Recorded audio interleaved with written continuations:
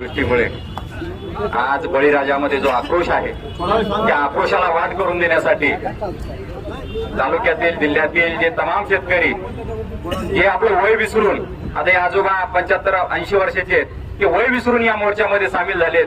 प्रथमतः या सर्व शेतकरी भावांसमोर मी नतमस्तक होतो. आपल्या आक्रोशाला आज आपण वाट करून दिलीत. आज आपला हा तहसीलवारला होम मारवान मोर्चा खऱ्या अर्थानं आपला आक्रोश मांडण्यासाठी आहे. प्रथमतः मी महसूल प्रशासनाचा आणि जिल्हा प्रशासनाचा निषेध करतोय. त्यांनी 16 सप्टेंबर रोजी एक परिपत्रक काढलं आणि अतिवृष्टी झालेल्या मंडळाचे पंचनामे करण्याचे आदेश दिले. मला त्यांना सांगायचंय की या जिल्ह्यात या राज्यात 22 जून 2023 रोजी एक GR या सरकारने काढला होता.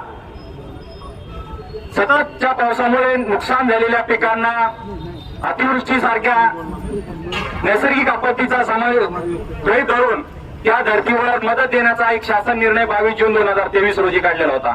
मग हे प्रशासन झोपलंय का? आपले लोकप्रतिनिधी झोपलेत का? आपले लोकप्रतिनिधी मोठ्या हुशारक्या मारतात. तहसील कलेक्टर मॅडमनी ते परिपत्रक काढलं. ते परिपत्रक आपापल्या फेसबुक वॉलवरून फिरवतात, परंतु त्यांना विसर पडलाय का? फक्त अंबड तालुक्यातील 3 मंडळ वडीवडरी, सुकापोरी आणि अंबड हे 3 मंडळ त्यात घेतलेत. घनसंगी मधले फक्त 4 मंडळ घेतलेत. उर्वरित मंडळात काय पाऊस झाला नाही का? इथले पीक पाणी काय सडले नाहीत का? इथल्या शेतकऱ्यांचा आक्रोश या सरकारला, या लोकप्रतिनिधीला आणि या प्रशासनाला दिसत नाही का? मला जिल्हाधिकारी मॅडमला सांगायचं की 22 जून 2023च्या GRचा तुम्हाला कसा विसर पडला? लोकप्रतिनिधीला करू शकतो, कारण ते मतात आता मशगूल झालेले आहेत.